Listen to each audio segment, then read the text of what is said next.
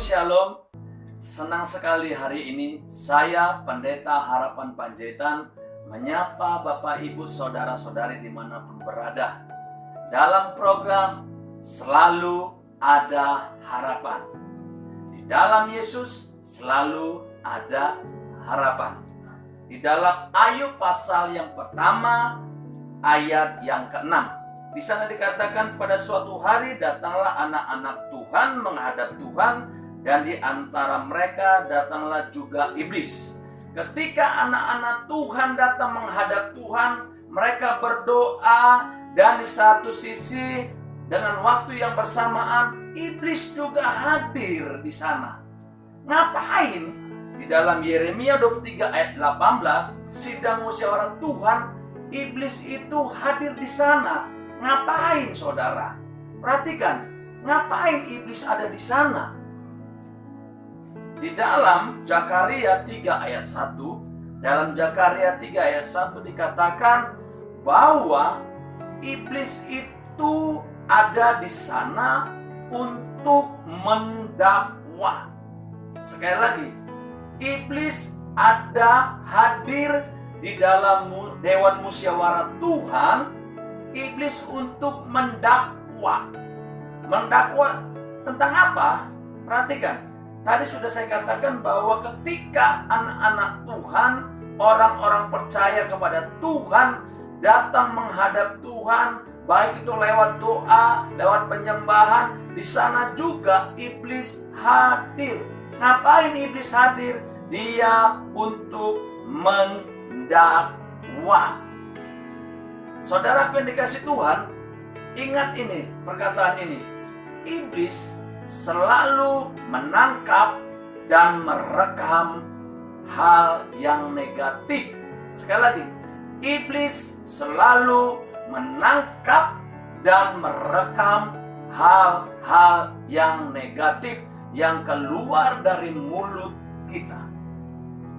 Dan sebaliknya, Tuhan selalu menangkap dan merekam hal-hal positif yang kita katakan, yang keluar dari mulut kita.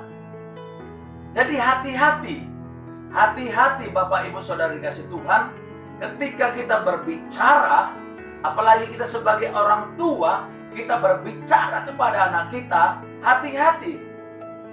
Karena apa? Karena iblis ada di sana. Ngapain? Dia akan merekam apa yang keluar dari perkataan mulut kita. Kalau hal yang negatif, hal yang kutuk itu keluar dari mulut kita, itu adalah ditangkap dan direkam oleh iblis. Dan ini nanti dipakai oleh iblis untuk memprotes, atau istilahnya untuk mendakwa. Contohnya seperti apa? Contohnya seperti ini Bapak Ibu. Mungkin dulu Bapak Ibu saudara-saudari atau saya sebelum bertobat, sebelum lahir baru, mungkin perkataan kita ini perkataan-perkataan yang negatif terhadap anak-anak kita.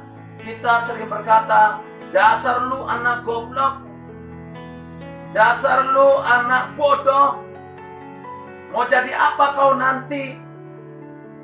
Gak punya masa depan. Itu yang keluar dari mulut kita. Ingat, ini iblis yang tangkap, iblis yang rekam, dan ini akan dipakai oleh iblis untuk mendakwa atau mengkomplain. Berjalannya waktu demi waktu, tahun demi tahun, kita mulai sadar.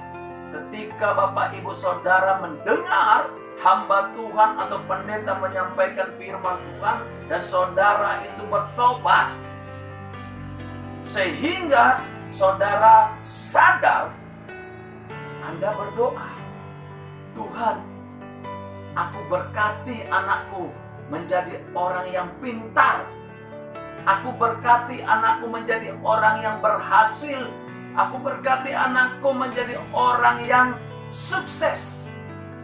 Ketika kita sampaikan doa kita ini kepada Tuhan, perhatikan, Ketika Tuhan dengar dan Tuhan ingin menjawab doa kita, iblis datang dan berkata, "Tunggu dulu." Iblis, "Stop Tuhan, tunggu." Datang Tuhan apa? Ada apa, iblis? Begini Tuhan, kita setel dulu. Nah, jadi iblis ambil rekaman yang pernah direkam kata-kata yang negatif. Ketika dibuka rekamannya, perkataannya, "Dasar lu anak goblok, anak bodoh, mau jadi apa kau nanti? Engkau tidak akan punya masa depan yang cerah." Ini diputar dan diperdengarkan kepada Tuhan. Ketika Tuhan dengar, Tuhan itu gak bisa berbuat apa-apa. Karena itulah yang kita katakan. Tetapi ingat, saudaraku dikasih Tuhan, ingat perkataan ini. Iblis hanya menangkap dan merekam yang lalu-lalu. Artinya iblis tidak pernah mengupdate. Dia selalu rekam dan tangkap yang masa lalu. Tuhan beda. Tuhan selalu mengupdate. Ketika kita bertobat, Bapak Ibu bertobat dan sadar, dan Bapak Ibu berkata, "Ampuni aku Tuhan, ampuni aku sudah salah perkataan terhadap anak-anakku." Dalam Yeremia pasal yang pertama ayat 9 dan 10, bahwa Tuhan memberikan kuasa.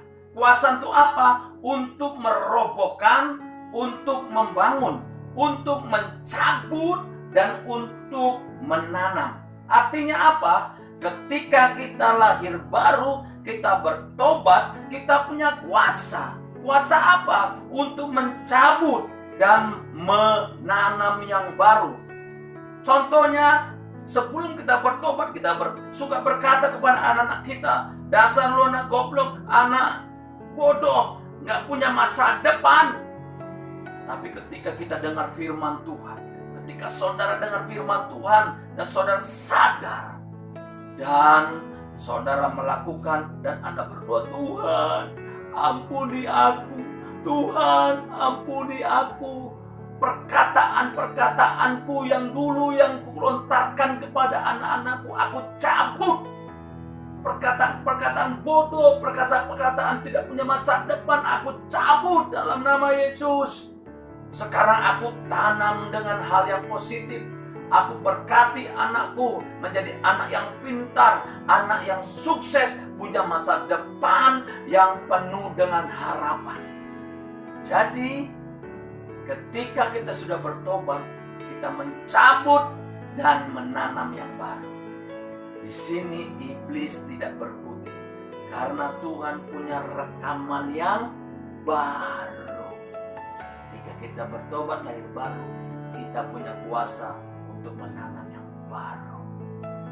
Sehingga Tuhan punya hak untuk memberkati.